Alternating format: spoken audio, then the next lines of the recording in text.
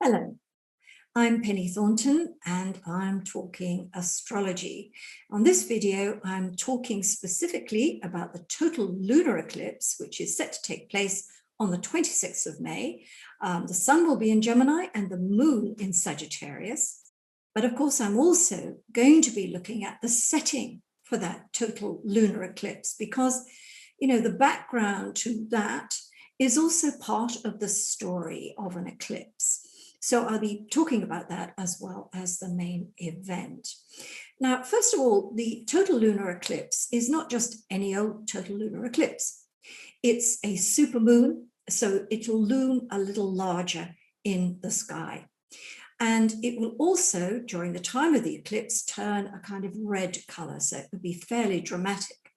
Unfortunately, we won't be able to see it everywhere in the world. If you're in Australia, you'll be able to see it. Southeast Asia. And if you're in the west of North America and South America, you'll be able to see it. But if you're in Europe or Africa, no, not this time. Now, the other thing about this total lunar eclipse is that it's called a flower moon because every full moon at this particular time of year is a flower full moon. Now, normally the sun is in Taurus and the moon is in Scorpio, so you get the full idea of nature in its burgeoning glory. And so the theme of fruitfulness is quite applicable according to the signs. It isn't quite the same way on this total lunar eclipse because the sun is in Gemini and the moon is in Sagittarius. Nonetheless, we're going to stick with those themes.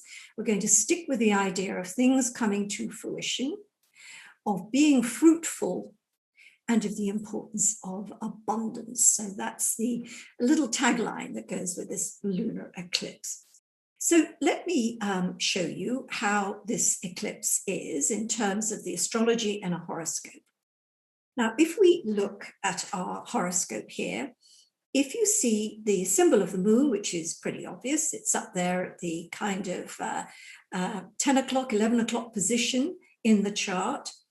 And you look beside it, there's a kind of omega sign upside down. That's the south node. And if you look at the very opposite side of the horoscope, you'll see the sun. That is a circle with the dot in it, and that's by the omega sign, which means it's the north node. So we're on the nodal axis. This particular chart is set for Sydney, Australia, who will most definitely be able to see this total lunar eclipse in all its glory. And the other important thing I wanted to mention as we're looking at this point is that those omega signs, the north and south node, are really important in astrology. When we look at them in a natal chart, we think that tells us something about our destiny, where our focus is to be in this life. And the reason for that is because eclipses can only take place on the nodal points, where the moon's path, if you like, crosses the ecliptic. So it becomes a very destined and important part of a natal chart. And of course, if we don't care about a natal chart, we're still going to be affected in some way by the total lunar eclipse. Now, this eclipse has a relationship with the preceding eclipse, which took place on December the 14th last year. That was a total solar eclipse. And if you remember at that time, just to take your minds back a bit, that on the 14th of December in America last year, the Electoral College, they had all their votes and they agreed that Joe Biden had won the election. So that was the official announcement, confirmation that Joe Biden had won the election. So if we think about that period of time and we think about American politics, then obviously we've got something rather important happening to do with elections, to do with constitutions, all that kind of do with America, period, as we come to this lunar eclipse, either just before it, on it, or immediately afterwards, which I would say is probably likely in the early part of June. But of course, in our personal lives, by going back to that early December period, we may be able to trace or connect the dots between that period and this late May period. Events may be linked, and that might be another rather important thing to remember. In on this kind of cycle or season of eclipses, if we go back a year, there was an ordinary lunar eclipse on the 5th of June last year, 2020. And that was about 10 days before Donald Trump's birthday. So that eclipse really played into his story of the year ahead for him, which is continuing right now as well. It's still part of his year's story. So that eclipse made quite an impact on his chart. And I remember talking about that at the time and thinking this was the right time to change course if anything was on the wrong trajectory, because it was 6 months until, this all important date, and things could be changed within that period. We have an opportunity to change things. The reason I'm saying that is that when this total lunar eclipse takes place, as it does on the 26th of May, what we all need to think about, but particularly if we're Geminis, Sagittarians, Virgons, and Pisceans, and if we have birthdays right about the 26th, whether that's the 26th of February, whether it's the 26th of May, whether it's the 26th of November, or whether it's the 26th of, where are we? I lose my way here. But around those times, and the eclipse is really affecting us.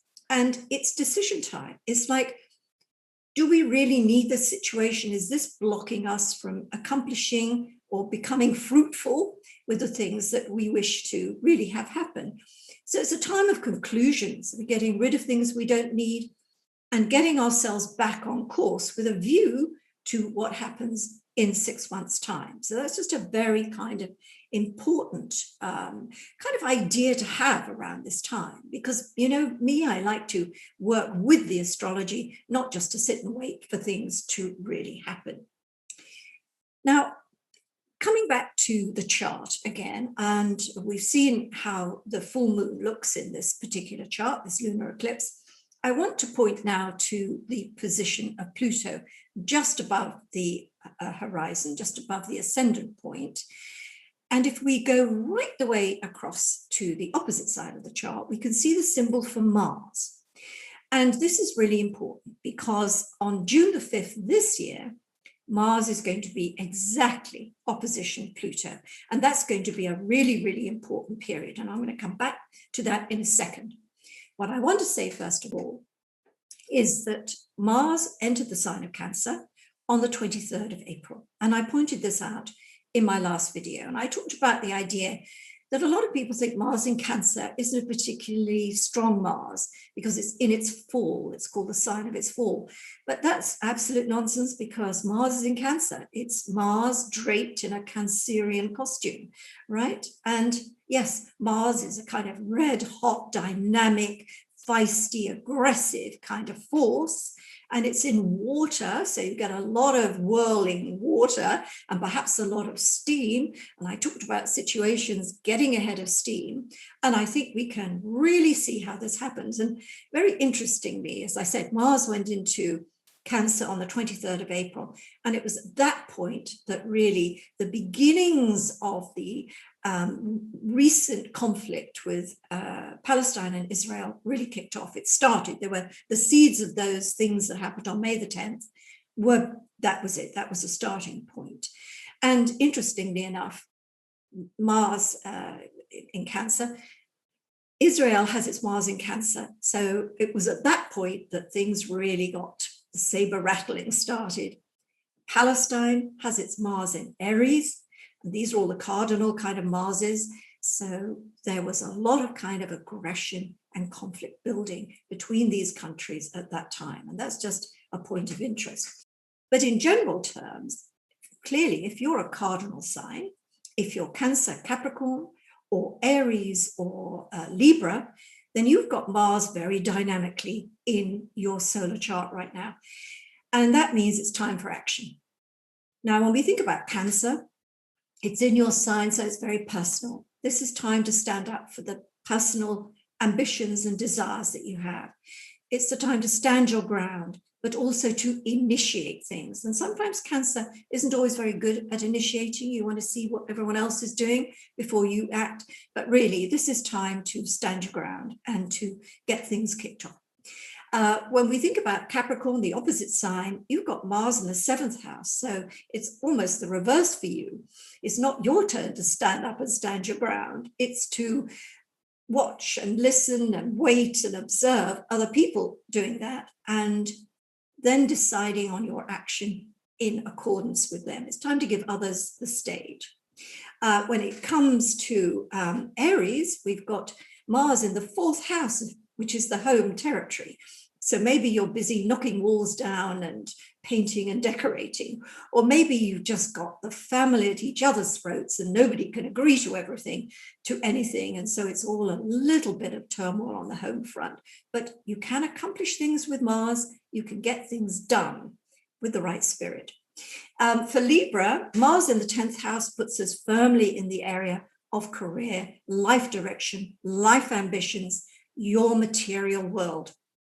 So normally, Libra, you're a very kind of, you don't leap into action. You weigh up the pros and cons. You think about things for quite a while before you press the button. But on this occasion, with Mars in this area, you haven't really got that time. And either you know that, so you are uncharacteristically getting behind a lot of things, or maybe it's because other people are shouting at you and saying, get moving. So that's what you have to do. So the cardinal team, as it were, is really under Mars. And this is an important part of this kind of eclipse story, because that's where Mars is during the time of this eclipse. Now, another important thing that's going to happen just before the eclipse, in fact, on the 23rd of May, is that Saturn is going to turn retrograde, and it's going to spend a few months moving backwards. Now, this is important because what it's going to do is move backwards to a point where it was in January, and then it's going to go forward again. And this is called a shadow period. And it's a really, really important one for Saturnian things, Saturn in your own chart, and also in terms of the world. And Saturn is, as you know, it's about official things, it's about governments, it's about the military, it's about a lot of things that mean we have to obey rules, we have to conform. And sometimes there are a lot of things about Saturn that we don't like at all. But unfortunately, it's a material, real presence, and we have to watch what Saturn means in our lives and what it happens in the world, because, it's important. Just like Saturn rules the spine and the skeleton in bodily terms, and without a skeleton, we just fall apart at the seams. We really do have to look at Saturn in astrology for that as well. But without the Saturnian discipline and structure, the limitations, the constructs that it brings. And remember, Saturn can also be crystallization, lovely word. So that it's important to watch these periods of Saturn when it's retrograde direct and this all-important shadow period for things that now start to take place from the 23rd that are perhaps a little bit not in the front line of things. Things are taking place behind the scenes. And in September, we're going to discover a little bit more about those Saturnian things that happened in this period from May onwards to September. So the other thing that I want to point out, if we come back to the chart again, is that Saturn is particularly important for the fixed signs. That means Aquarius, Leo, Taurus, and Scorpio. And it's not just Saturn, it's also Uranus, because Uranus is also in a fixed sign. It's in the sign of Taurus. So what we have going on here is the infamous Saturn-Uranus square. Now, if you think about last year and the Saturn-Pluto dirge that caused us all such incredible inconveniences, it was a horrible, horrible year for almost all of us. So we've rolled into 2021 and we have replaced the Saturn-Pluto conjunction with the Saturn-Uranus square, which is really saying meet different gravy. It's still about strife. It's still about struggle. It's still about blocks. It's still about opposition. And I think particularly for this group of signs, Leo, Aquarius, Taurus, and Scorpio, what it feels like is being in the driver's seat with the accelerator pressed down hard and the handbrake on. it's very bumpy. It's a bumpy ride, and you may not be getting very far. And that's how life feels. Now, the important thing about this is that it's not going to last forever. But often with Saturn, we haven't done the work of Saturn. I know we think we have, but we haven't. And so it's always going back to the material, practical, pragmatic things that need to be done before change can happen and before we can move on. And it's the same really in the world. The Saturn-Uranus square is a time of strife and struggle, with everybody believing they have a point. And, if I come back and we look again at the Israeli-Palestine situation, both sides have a point. And, this grating struggle that's been going on for decades rises, or it's reared its ugly head again at this time, started on the 10th of May. So we're going to see this accelerate by the time we get to the eclipse. Is the eclipse a time of a truce, or is this ugly situation simply going to get uglier? It's probably going to get uglier, but at least we have a demarcation point that we can look at on that 26th of May, which is the date of the total lunar eclipse. Now, coming back to the idea of this Saturn-Uranus square, I think particularly if you are a Taurus, a Leo, a Scorpio, or an Aquarian, and you have a birthday, let's say sort of round about the early part of the month. So we're looking at the early part of February. We're looking at the early part of August. We're looking at the early part of May, and we're looking at the early part of November. Saturn and Uranus are very much on your case with this particular aspect. And so it's probably going to feel more intense than it usually would. But I promise you, you'll get through it. It may not be this time that everything resolves itself, because we have to wait till June the 14th for that second Saturn-Uranus square. But you will be getting nearer the end of that tunnel. Okay, that's the important thing to remember. And the guidance that I'm giving you here is that idea of, even if you think you've done everything and there's nothing you've got wrong, or there's nothing more you need to do, there is. And by doing it, even if you don't want to, things will change. Okay, so where am I here? Where do I want to move on to next? I think I really want to talk about this eclipse in a little bit more detail, not the actual nuts and bolts of it, but what it might mean, especially for the signs who are in, the middle of all of this. So we're looking at Gemini, Sagittarius, we're looking at Pisces, we're looking at Virgo.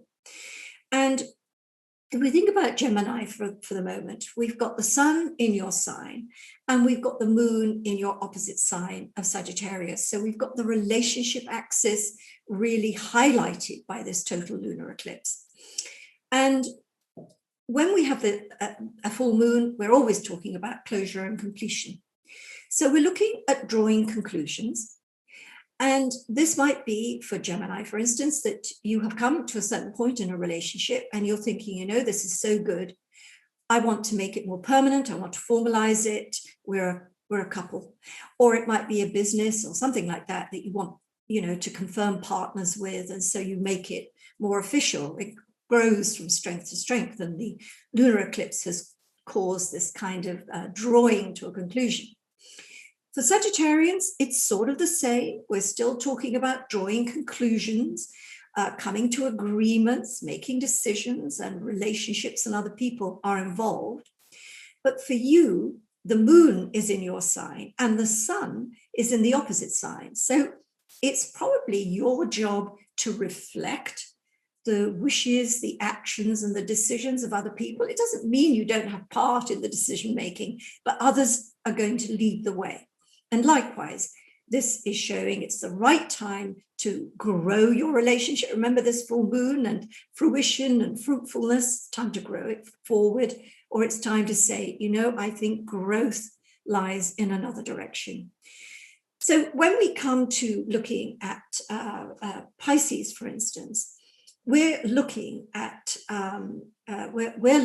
this particular eclipse in the fourth house. So we're looking at the sun in the fourth house and the moon in the 10th house. And Virgo, it's in reverse. So we've got the moon in the, we've got it in reverse. And we're still playing with the same theme. And what is often about this axis is work-life balance. So for both Pisces and Virgo, you're drawing to conclusions about, have you got this work-life balance right? Are you devoting too much time to being at home? Have you been forced to work from home and stay at home when you'd rather be out in the world? Or is it the other way around? You've been spending so much time devoted to your career and the things that supply your material needs, that what you've forgotten is the importance of home and family. So both these signs are dodging about between this kind of work-life balance thing. And of course, what may happen, because sometimes with eclipses, there are fateful developments. Something comes out of left field. And so here we're going to be looking at maybe the end of a job, which precipitates work-life balance straight off the bat. Or we could be looking at changes within the family that in the same way say, we've got to look at our material world and figure out how to manage this. So maybe it's a new member of the family coming in, maybe it's a member of the family moving out, and maybe there's changes in financial structures of the home, or maybe a need really to say, we need to move on from where we live into a new place. So these eclipses are essentially all about decision-making and coming to a conclusion. And I think if we can work with those themes, then we're really not going to be far off being able to adapt it to all our lives. And of course, we all have Gemini and Sagittarius in our natal charts. And so that lunar eclipse is going to highlight an axis, whether it's the financial axis, it's the creative axis, it's the axis of communications and travel and other countries. It'll be different for all of us, but if we stick with the themes I've given you, it'll give you some real guidance. So, in conclusion, oh no, you know what thing? I have forgot to mention a really important thing. And how could I forget this? Mercury retrograde. Not only do we have an eclipse on the 26th of May, but 3 days later, Mercury turns retrograde, and it remains retrograde until the 22nd of June. Now, that really is rather important, because it's as though these two events are linked. It means something happens around the time of the lunar eclipse, and that means something takes a backward step. And I think, when we're playing around with everything that I've talked about today, the idea of restrictions and limitations coming from the Saturn-Uranus square, we thought, when we think about lockdown, which is very Saturn in Aquarius, and, Uranus in Taurus having a lot to do with financial ups and downs, we can see that maybe this lunar eclipse has something that, the events around that time will affect all these things. They'll affect our lockdown situation. They'll affect what's happening with COVID in different situations. And we're also looking at the financial picture at this time. So for us individually, the idea of a retrograde Mercury isn't always a bad thing.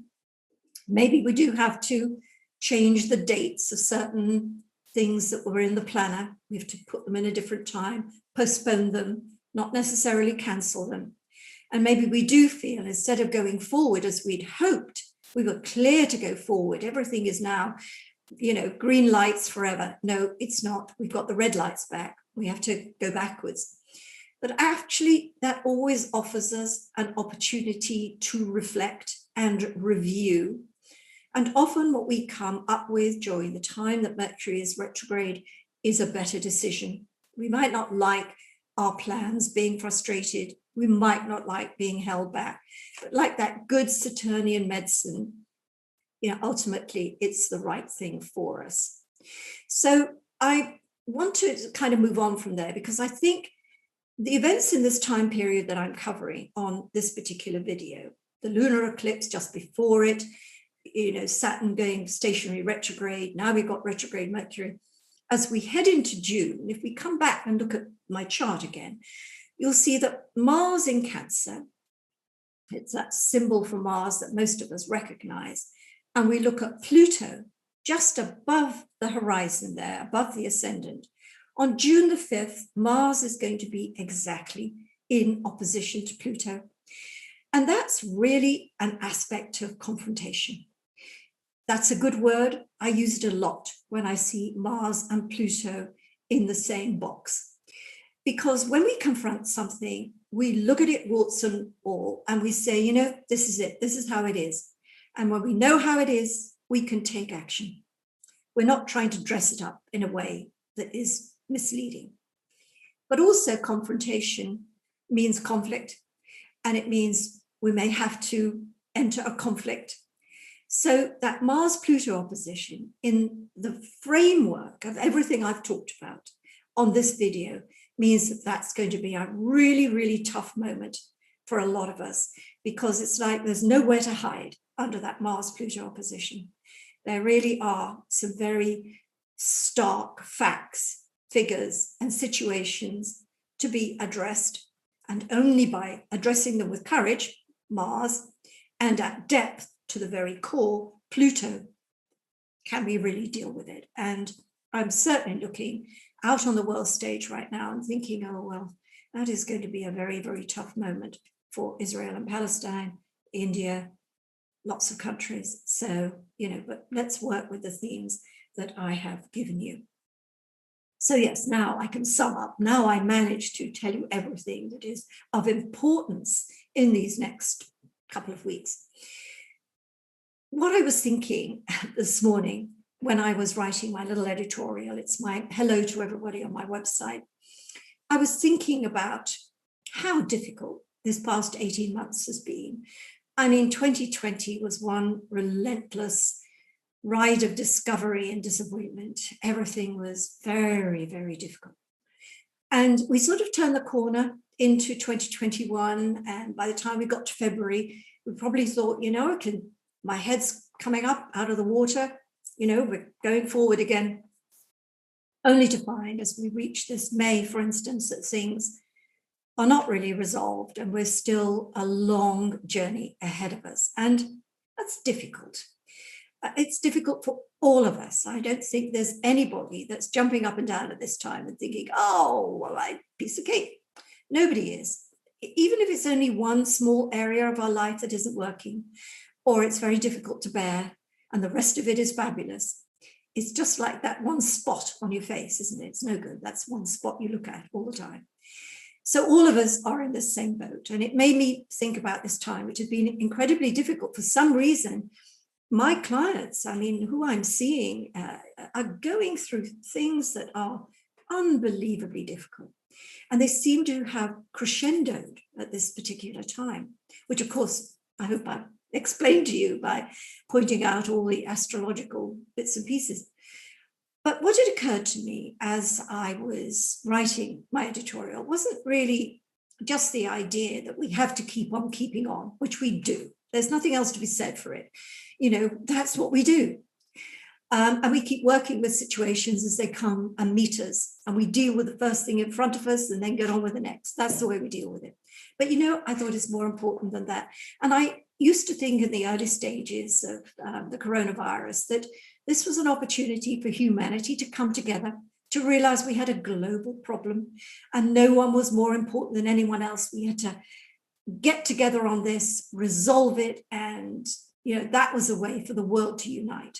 Well, it hasn't quite worked out like that, has it? But that doesn't stop the intention and, you know, what the astrology is really pointing to from being true. And that is, in all of this, when bad things happen, rather than point the blame at somebody or something, at the government, at that person over there, whatever, we really need to think about the other person. What's happening there? Why was that decision? Why did it have to be made? Well, you know, let's understand the process of it all, but let's come together.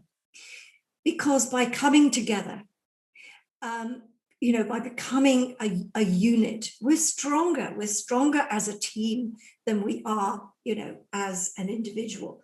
And really, my last word on this is that by pulling together, we'll pull through this. So thank you for watching, and I look forward to being here again in a couple of weeks' time. Bye for now, and take care.